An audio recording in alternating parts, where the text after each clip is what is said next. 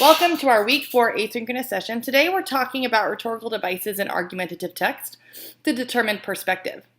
The purpose of this is so that we can read something that is persuasive in nature or argumentative to identify where the speaker or the author is coming from, utilizing those rhetorical devices.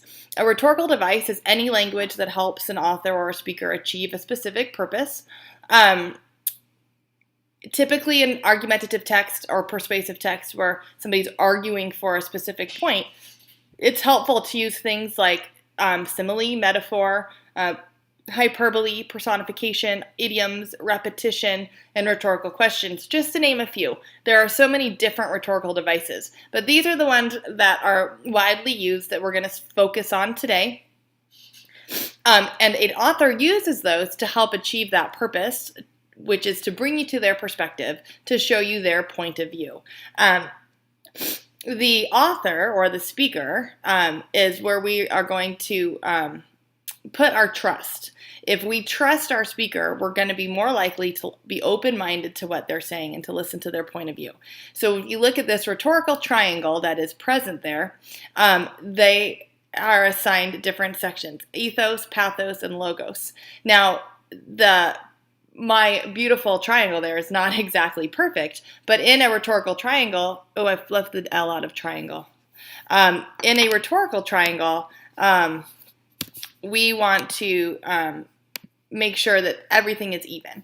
The ethos is our speaker. We trust our speaker, and we're the audience. So that the connection between the speaker and the audience is the same as the connection between the audience and the message. Because we trust our speaker, we trust the message. And obviously the speaker trusts his or her own message as well. So we should have a perfect triangle. If we do not trust our speaker, we are less likely to connect with the message, therefore making our triangle lopsided.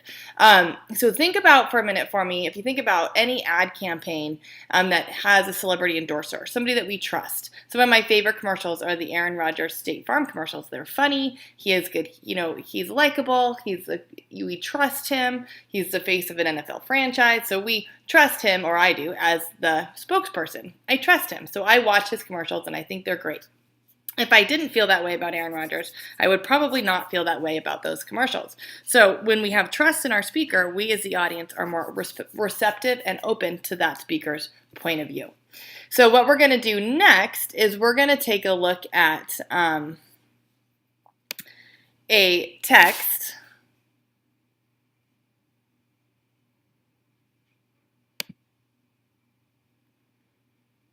and we are going to take a look. This is written by, or this is a speech by Elie Wiesel. That one does not look very good.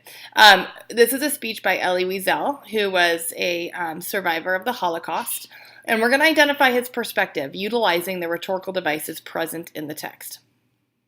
So one of the things that Elie Wiesel uses here are rhetorical questions. He's giving a speech at the White House in the 90s, and we're about to enter the 2000s. So he's talking about, as we go into this new millennium, or the new century, how are we going to remember the past? And how are we going to remember those who were present during that time? So I'm going to read this out loud. Pay attention to the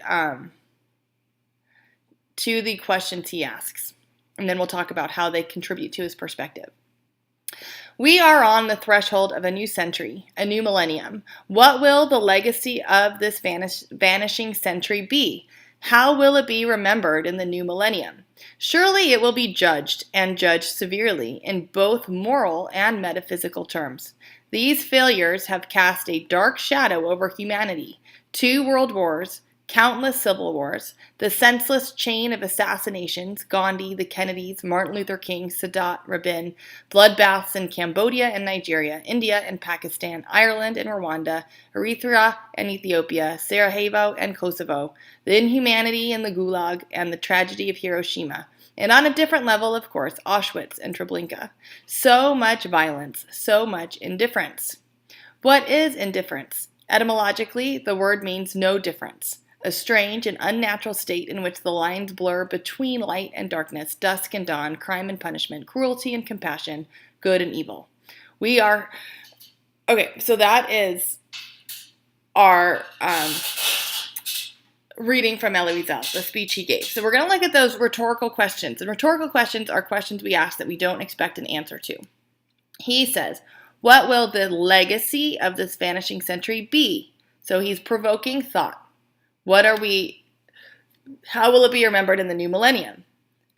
We are held accountable for what we do, right? So if we are going to look back now, you guys all being, a lot of you probably born in the 2000s, look back on the 1900s and think, gosh, what was going on there? Why didn't anybody stop World War II? Why didn't anybody stop Hitler? Why didn't anybody stop the people who assassinated Gandhi or the Kennedys or Martin Luther King? So we're judging the people that were present then. And that's what Elie Wiesel was asking. What are we accountable for? And we need to think about that as we move forward. What do we want our legacy, and he uses that word legacy here, what do we want our legacy to be? What do we want to leave our children and our grandchildren remembering about when we were young? Then he asks a super important question down here. What is indifference? He's talking about not doing anything at all. And he's connecting back to that idea of accountability. He's asking his audience, what is indifference? If you're sitting passively by and you're watching somebody being bullied next to you and you do nothing about it, you're considered a bystander, right? So he's asking you, what is indifference? How do you reconcile that indifference? And how do you make yourself accountable?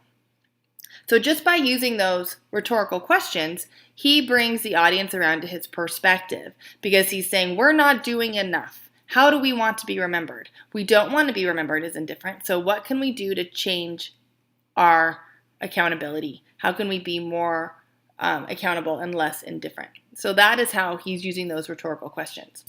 So what you're going to do now is there's a bunch of questions for you to answer. I've also included a passage for you to look at and for you to identify the use of a rhetorical device and how that rhetorical device is being used.